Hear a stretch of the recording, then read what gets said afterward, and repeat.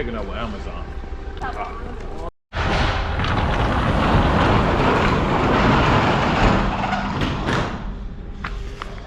Yeah, you could take a picture of the inside of the truck as well if you need to.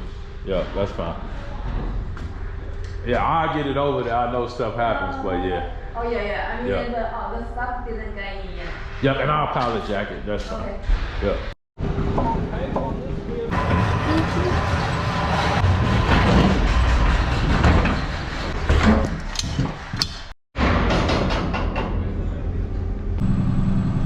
Right now I'm picking up out of Bolingbrook, Illinois.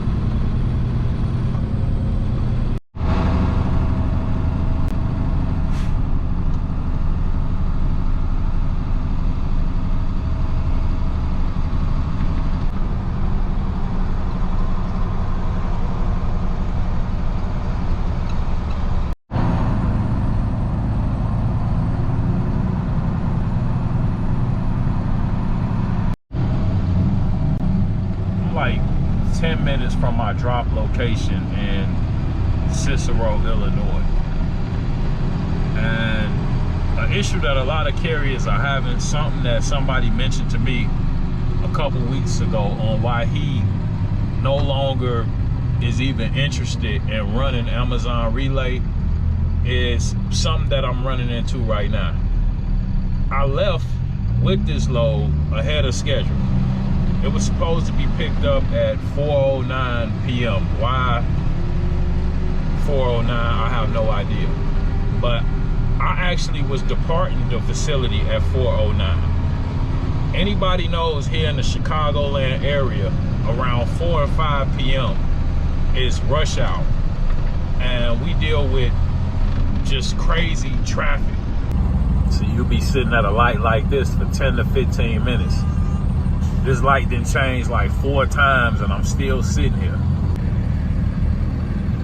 Let's see if we can make it on this one.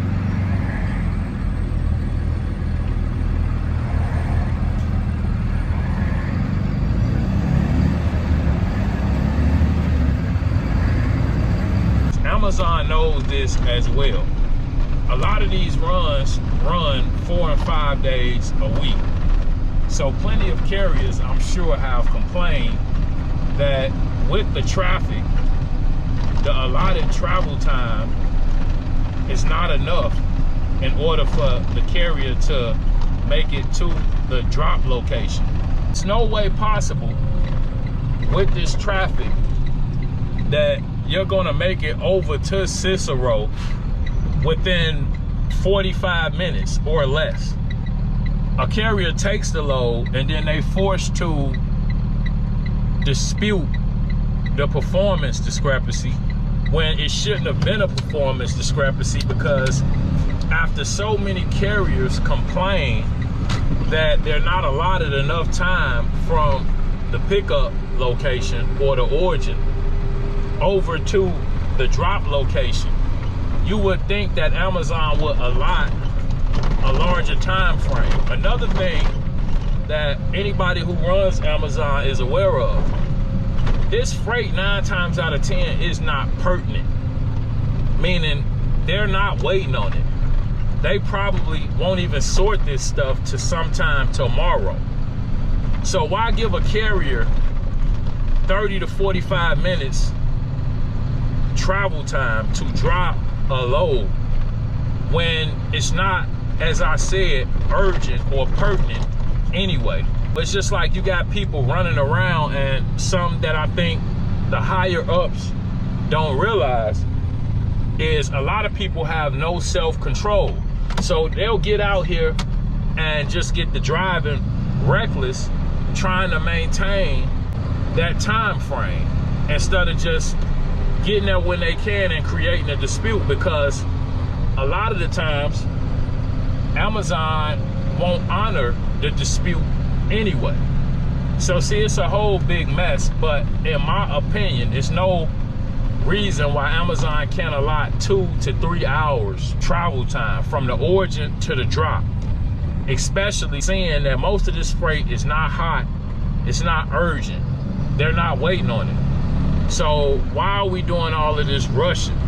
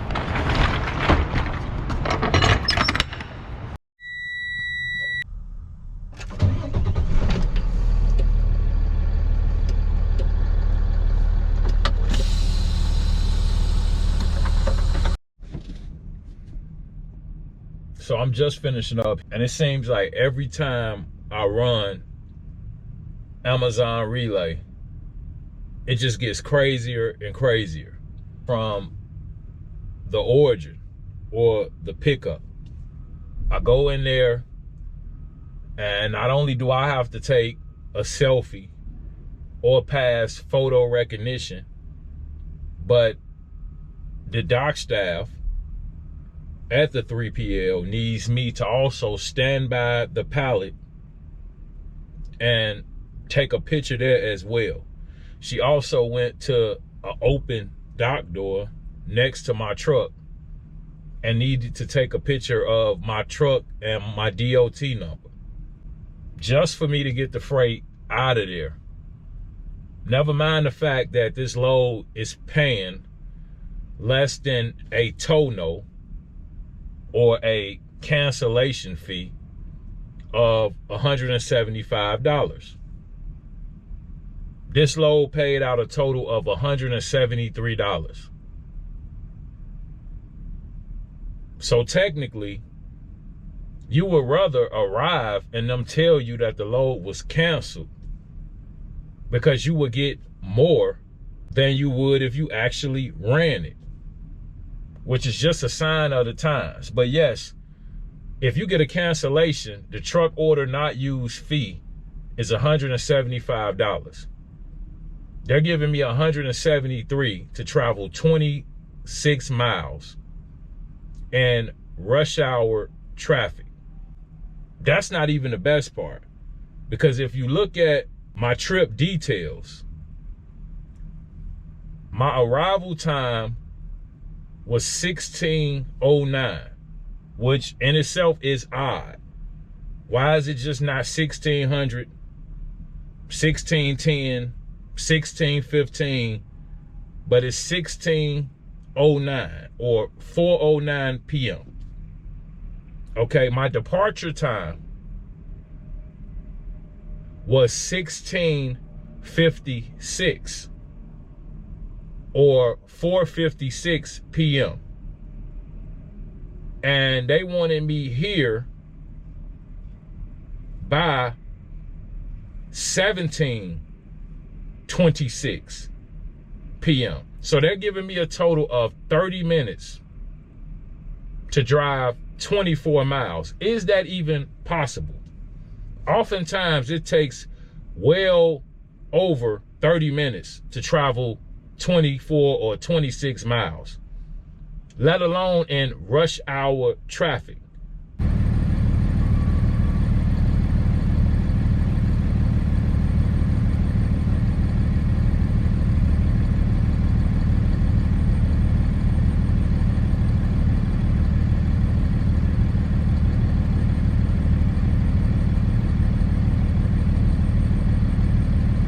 It actually took me closer to an hour and a half.